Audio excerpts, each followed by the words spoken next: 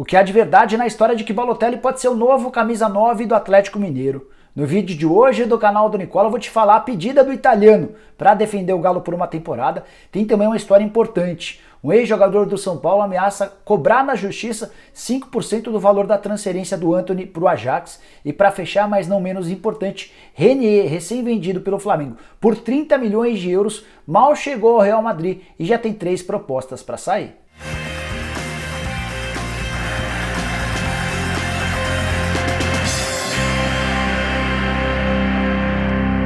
E aí pessoal, sou o Jorge Nicola, bem-vindos a mais um vídeo do canal. E antes de passar todas as informações super importantes que eu prometi agora há pouco, tem um recado bem importante. Queria dar um toque para você que me vê aqui todo dia falando sobre futebol. Tenho certeza que você adoraria viver de futebol e de fato é algo muito gratificante. Existem várias formas de faturar com futebol, mesmo se você não tiver nascido com um dom para ser um atleta profissional. Quer aprender a lucrar assistindo a jogos de futebol agora mesmo e sem gastar absolutamente nada?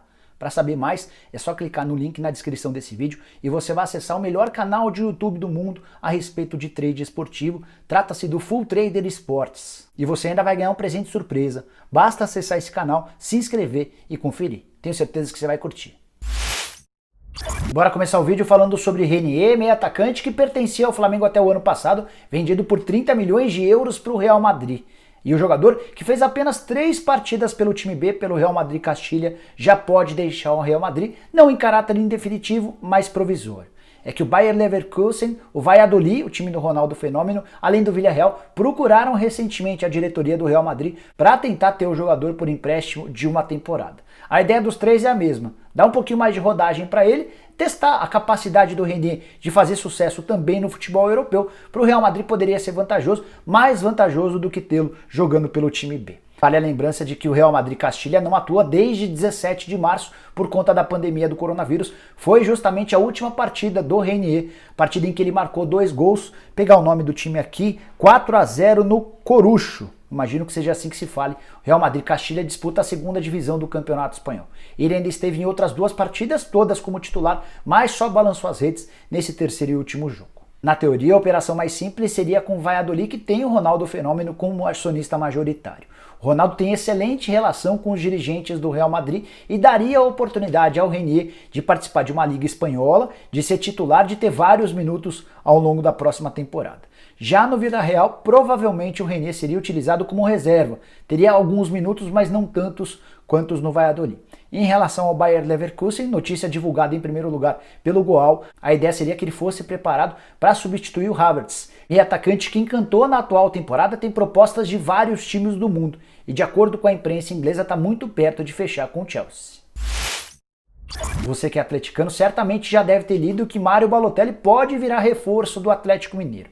Antes de gravar o vídeo, consultei uma fonte bem importante dentro do departamento de futebol do Galo para trazer as notícias mais frescas possíveis sobre essa história. Antes quero contar um pouquinho sobre o contexto, o atual momento do Balotelli, que jogou pelo Breccia na atual temporada, na temporada que está terminando, mas deixou péssima impressão. Os números nem foram tão ruins, 19 jogos, 5 gols marcados e 1 cartão vermelho. Mas ele deu várias mancadas, com direito até à rescisão do contrato. O Breccia não aguentou mais o Mário Balotelli e decidiu rescindir seu contrato. Na Itália especulou-se nos últimos dias que ele poderia até jogar num time da 3ª divisão. Foi aí que surgiram os boatos em Belo Horizonte de que o Balotelli estaria fechando com o Galo. De acordo com essa minha fonte, houve uma primeira conversa, os números nem estavam tão distantes, mas, do nada, o Balotelli apareceu com uma pedida bem maior. Pedida de 40 milhões de reais por temporada entre salários, direitos de imagem e luvas. Isso equivale a mais ou menos 3 milhões e 300 mil reais, levando em consideração apenas 12 parcelas, não haveria um 13º nesse contrato do Balotelli. Com 3 milhões e 300 mil reais mensais, ele seria de longe o jogador mais bem pago do futebol brasileiro. Só a título de comparação, quem ocupava esse cargo era o Dudu, que ganhava no Palmeiras ou custava ao Palmeiras por mês 2 milhões e 100 mil reais. O Dudu acaba de se mudar para o Alduail. Nem o Jorge Sampaoli, que é o chefe, é o dono da companhia no Atlético, ganha tanto, perto desses 3 milhões e 300 mil. O custo do Sampaoli ao Galo por mês gira na casa dos 2 milhões de reais. Diante dessas cifras, posso te assegurar, ouvi desse dirigente do Atlético, que não há chance nenhuma dele ser contratado. Até um nome que agrada ao Sampaoli toparia domesticar o italiano, que vive arranjando problema, mas diante dessas cifras, por mais que esteja desempregado, por mais que tenha o aval do Sampaoli, o Balotelli não será contratado em hipótese alguma. Também queria completar falando a respeito do Nahuel Bustos, atacante que vive sendo perguntado pelo torcedor do Galo. O Atlético se cansou das pedidas do Tadieres, entende que ele não vale os 8 milhões de euros por 75% dos direitos econômicos que o time argentino pede, e nesse momento não há negociações entre o Galo e o Tadieres. E antes de mudar de assunto, só para registrar o papo que eu tive via WhatsApp com o presidente do Tadieres, ele disse que hoje o Nahuel Bustos está muito mais próximo de se mudar para a Rússia do que jogar em qualquer outro time da América do Sul. Para fechar, tem notícia exclusiva sobre o São Paulo e a venda do Antony para o Ajax da Holanda. Todo mundo já sabe que o São Paulo vendeu o Antony por 16 milhões de euros, tem mais 6 milhões de euros de bônus que estão atrelados à performance do atacante. A grande novidade é que Paulo Nani, jogador que defendeu o tricolor na década de 60, está decidido a cobrar na justiça 5% do valor total do negócio. Ele assegura que esse percentual lhe foi dado por Juvenal Juvencio quando o Paulo Nani levou o Antony para um teste no São Paulo. Um pouquinho mais para frente, quando Carlos Miguel Aidar era o presidente são paulino, enfim surgiu o contrato que lhe garantia esse 5% do valor de uma futura venda em negociação para o exterior. São Paulo acabou de fazer o negócio, inclusive já recebeu nos últimos dias cerca de 58 milhões de reais, referentes a 9,75 milhões de euros. Esse depósito foi feito pelo Ajax na semana passada e apesar de diversas tentativas, o Paulo Nani não recebeu qualquer centavo em cima dessa história. O São Paulo se apega num documento que teria sido assinado pelo Paulo no ano passado, em que ele abria mão desse dinheiro. O ex-jogador assegura que assinou esse documento sem ter a mínima noção do que estava assinando. Ele assegura que estava assinando aquele papel para ter direito a uma gratificação de 6 mil reais. Então, para você entender bem essa história, a gente precisa voltar um pouquinho no tempo. Ficou combinado, de acordo com o Paulo Nani, que caso o Antony fosse aprovado nos testes, ele teria direito a 6 mil reais. Até hoje ele ainda não havia recebido essa grana e, ao que parece, esses 6 mil reais foram depositados no ano passado depois da assinatura desse papel. Acontece que além dos 6 mil reais de gratificação, ele também ficaria com 5% do valor de uma venda futura, caso o Antony prosperasse e fosse negociado com um clube do exterior, como aconteceu recentemente. O Antony já é jogador do Ajax, nem vai defender o São Paulo na reta final do Campeonato Paulista. O Paulo Nani tentou nos últimos dias contato com o departamento de futebol, com o presidente Leco e com outras pessoas do São Paulo, mas não obteve resposta. Diante disso, e aconselhado por um conselheiro do tricolor, Paulo decidiu ir à justiça para processar o tricolor, cobrando esses 5%.